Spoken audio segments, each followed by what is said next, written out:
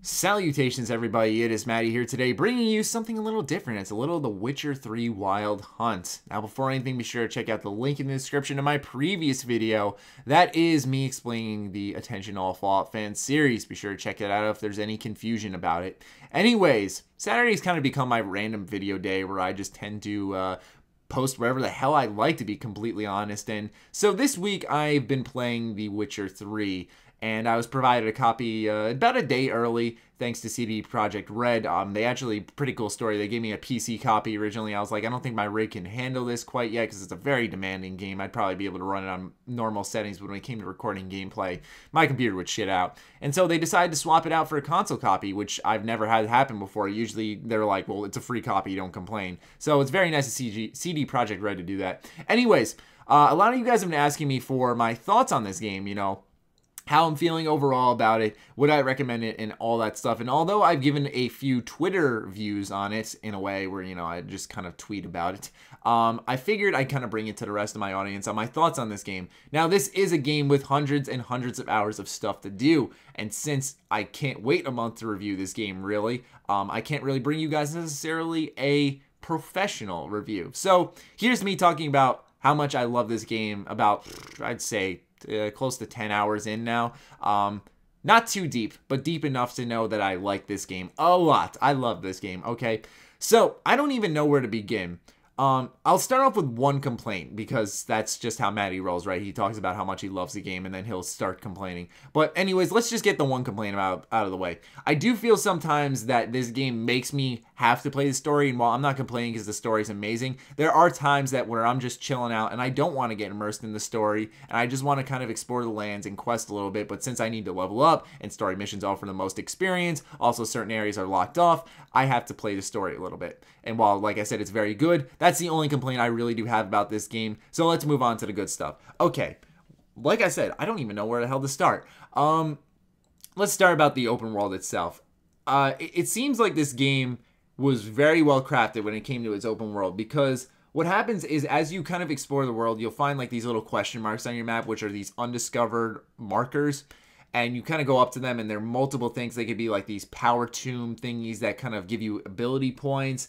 They could be guarded treasures, which give you more loot. They could be hordes of enemies in an area, and you clear them out, and like civilization moves in. They could be monster nests. They're kind of just like these random little side events that you do over time. And some of them you'll just stumble upon, it'll be like a locked door, and you'll be like, what the hell is this? And sometimes it'll connect back to a quest. But the world itself has plenty of stuff to do. But I found myself really enjoying my time when I had a quest to chase, really. I mean, exploring the world in general is fun, and just kind of like knocking off all these little side objectives and stuff. It was a great time. But I have to say that the questing in this game is definitely the most fun I have when it comes to anything else. It's kind of what reminds me of Skyrim, where it's like, you know, you go into an area and you do something, you're like, this is kind of like an oddly empty area, and then you come back during a quest, you're like, oh wow, this area is like so much better than I thought it was. But that's what I think I've been enjoying about this game so much, is it reminds me of how I played during Skyrim, where just every corner of this universe I just wanted to explore. Every quest in this game I wanted to do, and I was just absolutely absorbed in this realistic world. Just the way the NPCs move about, the way combat is, everything about it, the voice acting, the acting in general, actually, animation work, just all of it is top notch. And that's really what kind of keeps me gripped, and makes it really, really hard to put down the controller. It's one of those, like, this game doesn't have like an absolute massive amount of quests, but it has so many like just one more moments. And I had a bunch of those last night until like 4 a.m.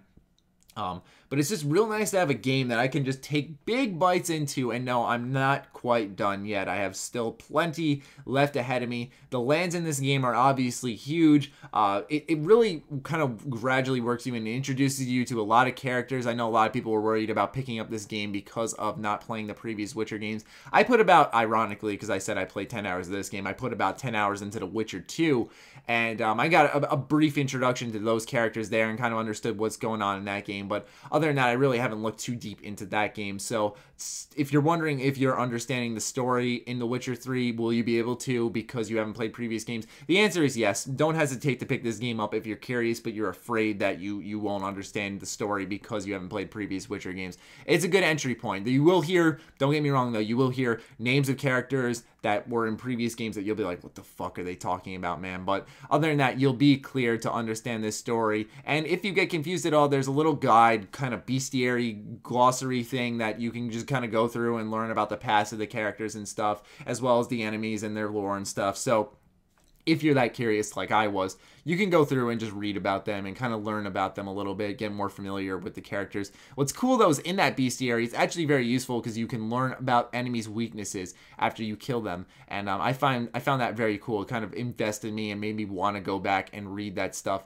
There is a little bit of reading in this game. You know, sometimes when you're playing side quests, you'll pick up documents, books, or whatever, and you'll kind of just read a page or two. And it's not bad reading or anything. And it's usually very interesting because the side quests in their own are never as they appear. It's usually like everything's a step ahead of you in this game, where, you know, you're doing one thing. It seems like this simple find this, you know, or find this dead body and solve the murder type quest, and it turns out to be this completely different thing after a little extra investigating. They'll give you choices where you can just absolutely not experience this awesome quest at all. I'm trying to do it without spoiling things, but nonetheless, it's so good. Like I said though, overall the questing is my favorite thing. It's just, you know, like I said, it's always a step ahead of you. There's always surprises. It's always fun to do and have a direction, and just overall playing this game has been fun. I also really like the focus on progression as a whole in this game. When it comes to leveling up Geralt, who is the protagonist in this game, if you couldn't tell, as well as his gear. That really wasn't too huge of a focus in The Witcher 2. But in The Witcher 3, it's all about that. You know, you can craft the weapons, craft armor, buy these diagrams that you find around the world through exploring, whether it be one of those unmarked locations that you find, or you could find it through like a side quest or something as a reward. And, you know, it's not easy to build some of the better stuff in the game. You really do have to either invest a lot of money into materials at the store or find them yourself by creating them or dismantling certain items you've looted throughout the world. Everything's kind of interconnected in a very smart fashion, and that's what I like best about it as well. So those are overall my thoughts on the game so far. This kind of be like my only Witcher 3 video, unless you guys are like super demanding more and I come up with something kind of like this where it's unique. But anyways, this is why I love The Witcher 3. I do hope you guys go out and pick up this game.